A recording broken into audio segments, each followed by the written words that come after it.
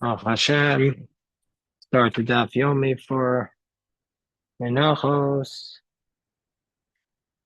and then we're going to start on the bottom of Yudawad Amabez at the Mishnah. The Mishnah on the bottom of Yudawad Amabez says the Mishnah, Nitmas Echa Achat Menachalos. If, let's say, you bring the 2 loaves of bread on the holiday of Shavuos, we have the 2 sheep, and as a result of that, those 2 sheep, when they're brought, they're matir the 2 loaves of bread. Or echad minasidarim, or there are 2 columns of lechem hapanim that are brought, and those 2 columns of rows of bread, that when they're brought, they if one of them became tamei, if one of the loaves of bread, or if one of the columns becomes tamei, Rabbi Yehuda Omer Shneim Yatzul Beis Esrei. Rabbi Yehuda says both of them have to be burnt. Not only the challah that became tamei, but even the other challah has to be burnt. She'ein carbon sibor cholok, because once it's a communal offering, we don't divide it. So if one of the chalas is tummy, then the other one is tummy. It's a deep musar. Now, when it comes to communal offering, if one of them is tummy, both are tummy. The Chachamim say the tummy one is tuma, remains tummy, and the tar one can be eaten. Amar Rebbe Lazar machokes lefnei zrika. Says Rebbe Lazar, the dispute between Rabbi Yehuda says that they're both burnt. Chachamim say only the one that's tummy is burnt. That's only before the blood is sprinkled on the carbon, on the mizbeach. But after the blood was sprinkled, divrei hakol hatame b'tumasa v'atar ye'achal. But after zrika, and it was a valid zrika, the valid sprinkling, then everybody says, then the one that becomes tamei, that's tamei. It's independent, and the tar one could be eaten. So so okay, so before the blood was thrown on the altar, what's the dispute between Rabbi Yehuda and the Rabbanan? What's the core of the dispute? But my plea, Amar Papa, betzitz meratze achilas kamiflagi. Whether or not the tzitz, which we know that the golden forehead plate that the Kohen Gadol wears, that's meratze al tuma. That's atones for the tuma. Whether that is meratze for eating. That's the machlokas between them for the consumption. Tzitz meratze al achilos. Rabbanan Tzari on top of Tezvav Amidalf. The Rabbanan of the position had tzitz meratze al achilos, that the tzitz is going to be meratze for eating. She says, what does this mean? Al tumas achilos kohanim, for the tuma of when the kohanim, al tumas for the tuma of the things that are eaten from the korban. So what does it mean? As a result of it, that the zrika that's sprinkled for them is the zrika ma'al yasa. So it's a valid sprinkling. And so therefore, the carbon, the lechem is good. But, so nevertheless, the one that was so it's a valid offering, but the tummy is not going to be allowed to be eaten because he violated prohibition. So it's a little bit tricky today, Jeff, because since it's snowing, we delayed for the minyan, but the minyan will be here in like 15 minutes. So we started doing it, and once the minyan comes, we're going to stop. It's a little tricky for everybody. So I didn't know how to say. We just started. I can't hear you. I can't hear you, Jeff. I have a work call at 9 anyway, so Yeah, okay, fine. So I figured it'd be too confusing, but we're recording it. I figured it'd be hard for everybody to adjust. So I'll just record it and we'll put it up there and do the best we can. Are you feeling better? No. Okay. So the Rabbanan are of the position on top of Tezvav Amrav that the tzitz is meratze al achilos, that the tzitz is it works, but you still can't eat the one that's tummy. But therefore, the other lechem is going to be okay. Whereas Rabbi Yehuda savar ena tzitz meratze al achilos. Rabbi Yehuda is on the position that something became tummy, the tzitz doesn't work for it. And so therefore, it's not a good sprinkling. And so therefore, the one that was tahor was not done properly. And so therefore, you can't eat it. Rav Huna Braid Rav Nassan Rav Papa. What are you talking about? Says Rav Huna, the son of Rav Nassan Rav Papa. V'ha Olin. Everybody says, according to everybody, tzitz Rashi says, tzitz is meratze for tuma shenaga But Owen Mizbeach, everybody's of the position that things go on the altar like blood of the carbon and the komets of the mincha. Everybody's going to say that the tzitz works for them. Upligi, and even though everybody says that the tzitz, even though you wanted to suggest that it's a machokas about whether tzitz works for things that are eaten that do not go on the altar. Everybody says that for something that was on the altar, that the tzitz works for it. And still, nevertheless, Rabbi Yehuda and the Rabbanan argue in that case. So this can't be the dispute. The Tanya we learn, Nitma Echad Min Bezikin. Let's say one of the Bezikin became Tamei. Rabbi Yehuda Omer Shneim Yasu Betuma. So the Bezikin is all on the altar because it's burnt. So Rabbi Yehuda says in those positions, both of them Shneim Yasu Betuma. Both of them can be burnt. Lefisha in carbon, meaning to say that Rabbi Yehuda is on the position he could bring it in a state of tumah. The reason is lefisha in carbon sibur cholak, because once it's a communal offering, we don't divide it. The Chachamim say no. The tamei one remains tamei, and the tar one is tahor. So we see that they argue even about bezikin. And furthermore, Ravashi Tashmad, Rabbi Yehuda Amar Afilu Shevet Echad Tamei. Let's say one tribe was tamei, v'kol Shvatim Tahorin, and all the other tribes are tahor. Yasu b'tumah. We're going to allow it to be done in tumah. We're going to allow the people who are tamei from that carbon, and to all the shvatim could do it in tumah, because according to Rabbi Yehuda, his other position, that an entire tribe is called a kahal, and so therefore, if they became tamei, that community is allowed to bring their carbon in tumah, because tumah is allowed but tzibor, and even the other shvatim. Even though they're technically speaking tahor, we're going to allow them to bring in tumah. Fisha in carbon tzibur cholak. Once it's a communal offering, we don't divide it, and so therefore, all the psachim of that they are allowed to be brought in a state of tumah. And for sure, in this case, you can't say that the tzitz is serving as an atonement. It doesn't work in that case at all, and so therefore, va'od. And a fourth problem with the suggestion of Rebbe Lazar, of Rav Papa. A fourth problem with this suggestion is as follows: Voda Amar Ravina Tashma Nitmeis Achas Min Achalos or Achas Min Asidarin. That if one of the chalos became tamei, or one of the bezikim became tamei, Rabbi Yehuda Omer Shneim Yotzel Beis Esreifa Fishein Carbon Sibur Cholok, because Rabbi Yehuda says both are burnt. V'Chachamim Omer Hatamei B'Tumasa V'Atar Ye'achal, and the Chachamim say. And this is from our Mishnah. This is a basic question from our Mishnah. The Chachamim say that the Tamei remains Tamei, the Tar could be eaten. And if it's correct that you're saying it's Lefisha Ein Hatzitz Meratza, why does our Mishnah say V'Misa Lefisha Ein Hatzitz Meratza Achilos Mibayla? It should say because the tzitz is not Meratza for Achilos, not because Lefisha Ein Carbon Sibur Cholok. Elam Rabbi Yochanan. No, so Rabbi Yochanan says no. Talmud Aruch. It's a Talmud Aruch. Who befivsha Rabbi Yehuda she'in carbon tzibur cholak. Rabbi Yehuda had a tradition that a communal offering is not divided, and that's basically a Talmud Aruch biyadenu. Okay, so now we're up to the next Mishnah. Baruch Hashem. Hold on one second.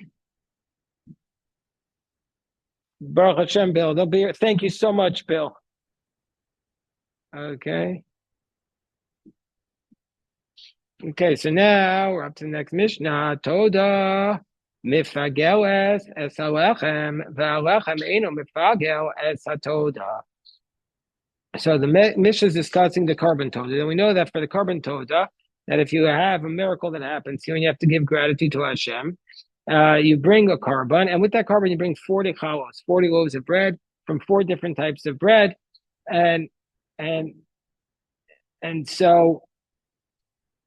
Let's say when you bring the animal was done in a state of pigul. So then, and you have a pigul thought on the loaves of bread. So if you have, then we're going to say also the bread that's brought with it is going to become pigul. So, va'alechem, but if you have a pigul thought on the bread, if the bread was done in a pigul thought, eino mefago es hatoda, it's not going to make the animal pigul. Ketzad. So what are we talking about here? Shachat es hatoda. Let's say when you slaughter the toda, or you slaughter the animal with the intent to eat from it the next day, and that's after the time of which it's allowed to be eaten. Then the animal and the bread are both going to be considered to be pigul. So let's say you slaughtered the toda with the intent to eat from it the next day. Then the animal and the bread are both pigul. What? It's a pigul kavana. You had the wrong intent. That's what pigul is. Right. So you're doing a pigul thought. You're doing it wrong. So shachat toda lechol mimenu l'machar. So you're slaughtering the toda with the intent to eat it from it the next day. Hiva alechem mefugalim. So the toda and the bread are mefugal. But lechol min alechem l'machar. But let's say you slaughter toda to eat from the bread the next day. Alechem mefugal. The bread is going to become pigul. Toda ain't mefugelis, and the toda is not going to be considered pigul. Okay.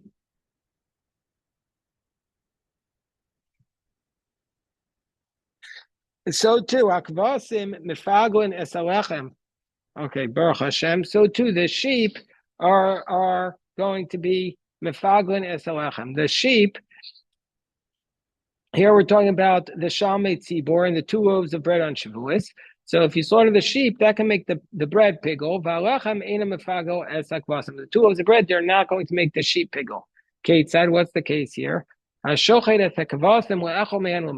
you slaughter the sheep with the intent to eat the sheep tomorrow. Both the sheep and the bread are pigul. If your intent was to eat the bread the next day, then the bread is pigul and not the sheep. My timer, what's the reasoning? What's the reasoning why we say the bread is mefagel, the kvasim? The bread is mefagel, the toda is mefagel, the bread, and bread is not mefagel, the toda. What's the reason? Maybe the reason is like Rav Kahana taught. I'm Rav Kahana. Toda. How do we know that the bread of the toda are also called the toda? Because it says the kriva zevach hatoda chalos. Because you bring for the zevach toda chalos. So therefore, the chalos are also called the toda. If the chalos are also called the toda, we should also say the opposite. That if you had the thought on the bread, if the bread is pigul, it should also make the lechem pigul, the zevach pigul. So Gemara says, "Hello, kasha." No, that's not difficult. Lechem ikri toda. The bread is called the toda. Toda ikri lechem. But the toda is not called bread. The Gemara says, "Wait 1 second. No, we don't necessarily accept that. Why? Because what about the second clause of the Mishnah, which says the sheep make the 2 loaves of bread pigul, but the bread doesn't make the sheep pigul? Where do we ever find that the bread is called sheep?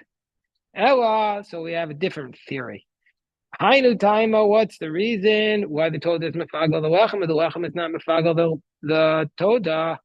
Hainu taima lechem goal toda. The bread is brought on account of the toda. The ein toda goal the lechem, but the toda is not brought on account of the bread. Meaning to say, the toda is the ikar and the lechem is the tafel. And Rashi explains because the slaughter of the toda is what's mekadesh the bread. But so too, lechem goal the kvasim, and kvasim the goal the lechem. And so too, the bread is on account of the 2 sheep, and the sheep are not on account of the bread. And we need both parts of the Mishnah. The Yashmin and Toda, because if we just had the Toda, we would say Hasam, who in that case we say the Soadachim Mefago Belechem, Lo Mefago Toda, that if you're Mefago on the bread, you're not Mefago on the Toda, Misham the Lo Huskakuzel is Abatinufa, because they're both not waved together. But the sheep, the Huskakuzel is Abatinufa, but the sheep, which are both in fact waved together, Ema Kimefago Belechem, I would say that maybe when you do the pigul on the bread, then you're also mefago on the sheep. So tzricha, you need both cases.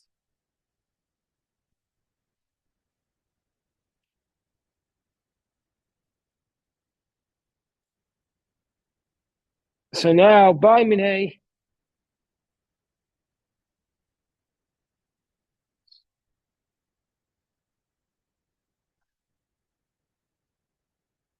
Uh, so now the Gemara says, Bamine Rabbi Elazar me Rav. So Rabbi Elazar asked the question from Rav.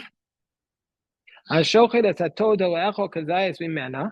you slaughter the toda to eat a kazayis from it. So you slaughter the toda to eat an olive-sized portion combined from it and the bread the next day. Ma'u if so Ma'u, what will be the halacha there? So the Gemara says lefgule toda only by way. For sure, we take it as a presumption for sure that the toad itself will not become pigul. If the entire thing came from the bread, for sure the toad can't become pigul.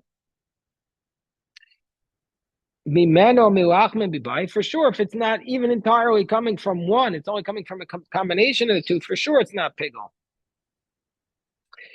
So Kikami, by the way, what Rabbi Lazar is asking Rav was lifkue lechem to make the bread pigul. Do we say mimitz darfi toda lifkue lechem? Does the bread combine to make does the toda combine to make the bread pigul? Oh, whoa, or not? Amarle afpazu alechem lefugol vatoda ina mefugelas. He says even in respect to this, the bread will become pigul, but not the toda. Vamai. So the Gemara says why? They're 2 minutes away, Bill. The Gemara says, why? Why do we say that? Lema. Why don't we say Lema Kal V'chomer? Why don't we say it's a Kal V'chomer argument?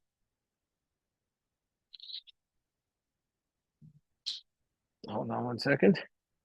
Why don't we say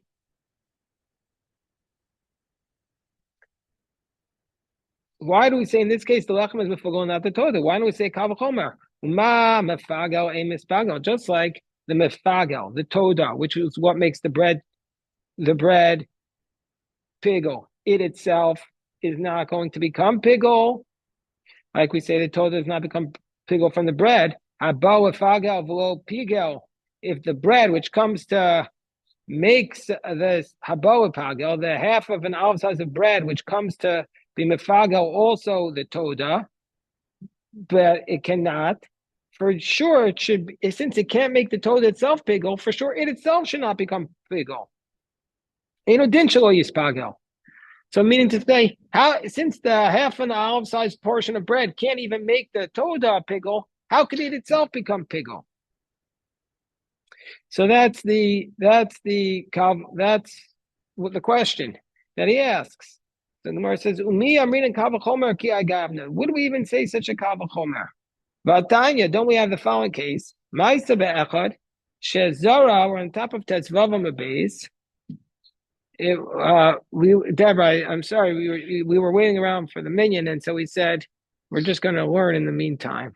So I didn't know how long it was going to be, so I didn't want to start texting people. So we know the following case. They said they're 1 minute away though, so they just texted me.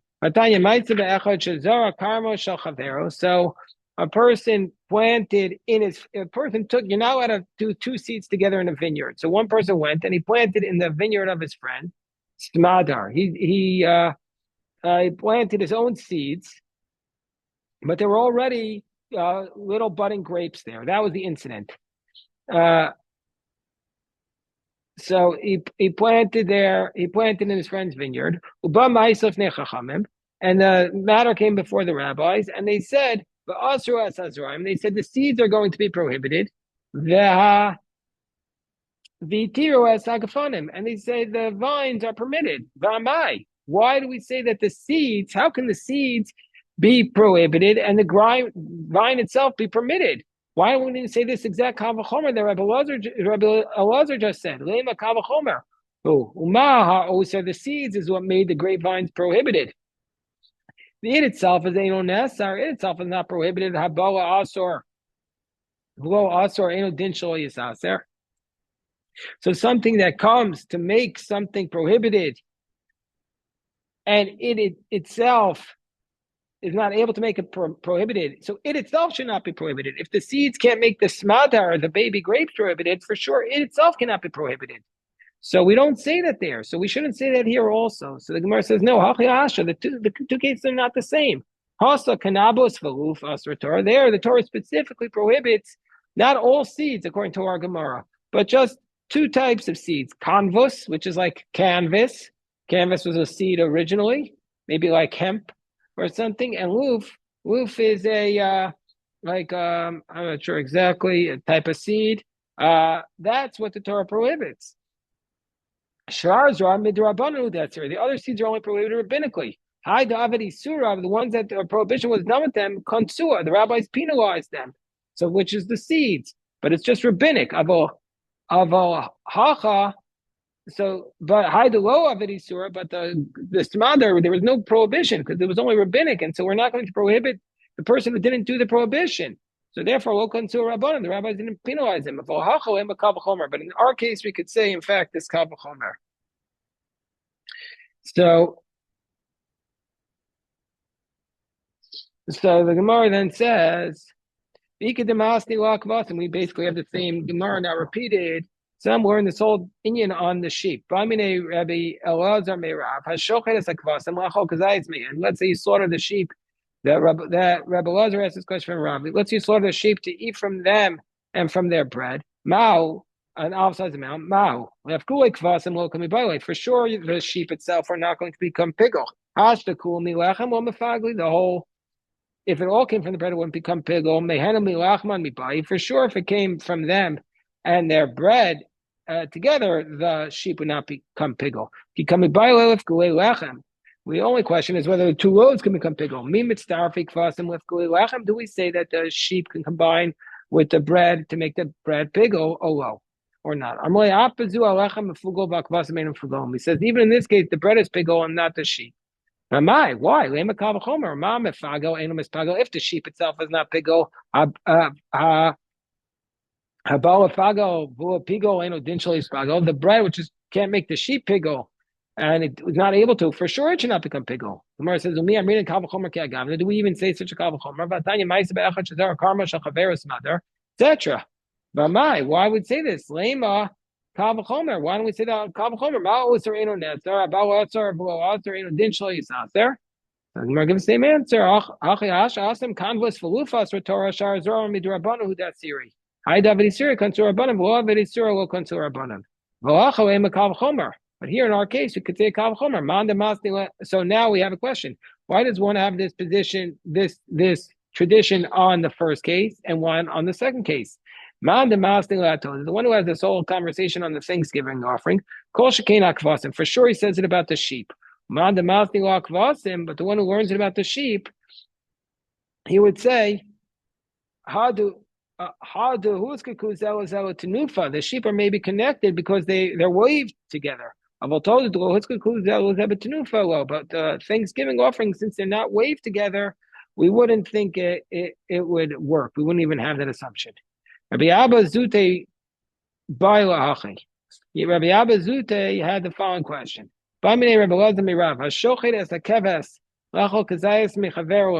So somebody slaughters a sheep to eat an outsized portion from it the next day. Mao. So he says the following. What would be the law under that case? Can you eat the other sheep? So one of these two sheep he slaughtered to eat the second sheep the next day. What will be the case in that case? Since he didn't say explicitly, he just says chavero the next day. So is his intent chavero keves mashma v'lo mefago? Does he imply the keves? And so therefore you can't be mefago on the other sheep. Odomo lecha mashma. Maybe it's the bread and mefago, and since it was on the bread, it is pigol. Well, didn't we learn this in Mishnah? Let's say he slaughtered one of the sheep, eat from it the next day. Who pigol the chavero kosher? It's pigol and its chavero is kosher. So, but if we see from the chaver the next day, shneim ksherim. We see from here, chavero keves mashma. The chavero means the sheep. The Gemara says, no, that's not a proof. Dilma the parish from our chavero keves. Maybe our Mishnah, it says explicitly the sheep. Okay, this is the minion is here, and anyway, we did it the daf. Yasher koach.